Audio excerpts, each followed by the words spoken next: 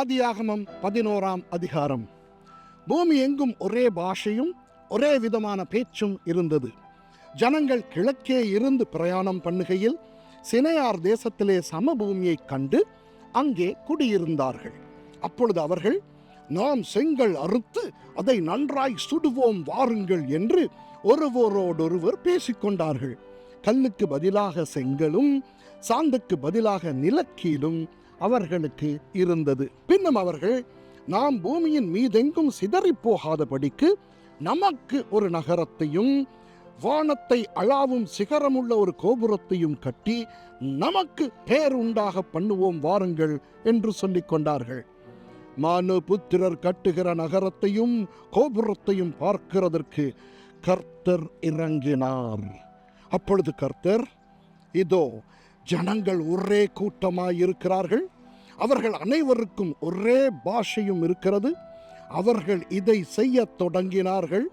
இப்பொழுதும் தாங்கள் செய்ய நினைத்தது ஒன்றும் தடைபட மாட்டாது என்று இருக்கிறார்கள். நாம் இறங்கி போய் ஒருவர் பேசுவதை மற்றொருவர் அறியாதபடிக்கு அங்கே அவர்கள் பாஷையை தாறுமாறாக்குவோம் என்றார். அப்படியே கர்த்தர் அவர்களை அவ்விடத்திலிருந்து பூமியின் மீதெங்கும் சிதறி போக பண்ணினார். அப்பொழுது நகரம் கட்டுகிறதை விட்டுவிட்டார்கள். பூமி எங்கும் வழங்கின பாஷையை கர்த்தர் அவ்விடத்தில் தாறுமாறாக்கினபடியினால் அதன் பேர் பாபேல் என்னப்பட்டது. கர்த்தர் அவர்களை அவ்விடத்திலிருந்து பூமியின் மீதெங்கும் சிதறி போக பண்ணினார். சேமுடைய வம்ச வரலாறு. ஜலப்பிரளயம் உண்டான 2 வருஷத்துக்கு பின்பு சேம் 100 வயதான போது அர்பக்சாத்தை பெற்றான். சேம் அர்பக்சாத்தை பெற்ற பின் 500 வருஷம் உயிரோடு இருந்து குமாரரையும் குமாரத்திகளையும் பெற்றான். அர்பக்சாத் 35 வயதான போது சாலாவை பெற்றான். சாலாவை பெற்ற பின் அர்பக்சாத் 403 வருஷம் உயிரோடு இருந்து குமாரரையும் குமாரத்திகளையும் பெற்றான். சாலா 30 வயதான போது ஏபேரை பெற்றான். ஏபேரை பெற்ற பின் சாலா 403 வருஷம் உயிரோடு இருந்து குமாரரையும் குமாரத்திகளையும் பெற்றான். ஏபேர் 34 வயதான போது பேலேகை பெற்றான். பேலேகை பெற்ற பின் ஏபேர் 430 வருஷம் உயிரோடு இருந்து குமாரரையும் குமாரத்திகளையும் பெற்றான். பேலேகு 30 வயதான போது ரெகுவை பெற்றான்.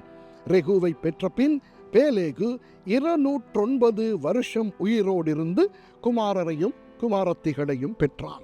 ரெகு 32 வயதான போது செருகை பெற்றான்.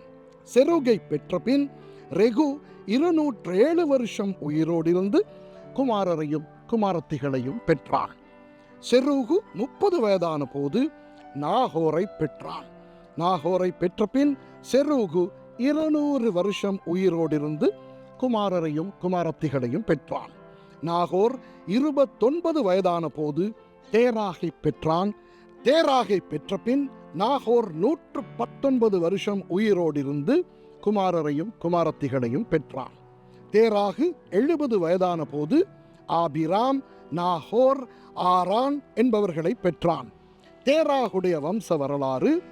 தேராகு ஆபிராம், நாகோர், ஆரான் என்பவர்களை பெற்றான். ஆரான் லோத்தை பெற்றான். ஆரான் தன் ஜன்ம பூமியாகிய ஊர் என்கிற கல்தேயர் தேசத்து பட்டணத்திலே தன் தகப்பனாகிய தேராகு மரிக்கும் முன்னே மரித்தான். ஆபிராமும் நாகோரும் தங்களுக்கு பெண் கொண்டார்கள். ஆபிராமுடைய மனைவிக்கு சாராய் என்று பேர். நாகோருடைய மனைவிக்கு மில்காள் என்று பேர். இவள் ஆரானுடைய குமாரத்தி. இந்த ஆரான் மில்காளுக்கும் இஸ்காளுக்கும் தகப்பன். சாராய்க்கு பிள்ளை இல்லை, மலடியாய் இருந்தாள். தேராகு தன் குமாரனாகிய ஆபிராமையும் ஆரானுடைய குமாரனும் தன் பேரனுமாயிருந்த லோத்தையும் தன் குமாரன் ஆபிராமுடைய மனைவியாகிய தன் மருமகள் சாராயையும் அழைத்து கொண்டு அவர்களுடனே ஊர் என்கிற கல்தேயருடைய பட்டணத்தை விட்டு கானான் தேசத்துக்கு போக புறப்பட்டான். அவர்கள் ஆரான் மட்டும் வந்தபோது அங்கே இருந்து விட்டார்கள். தேராகுடைய ஆயுசு நாட்கள் 205 வருஷம். தேராகு ஆரானிலே மரித்தான். ஆமென்.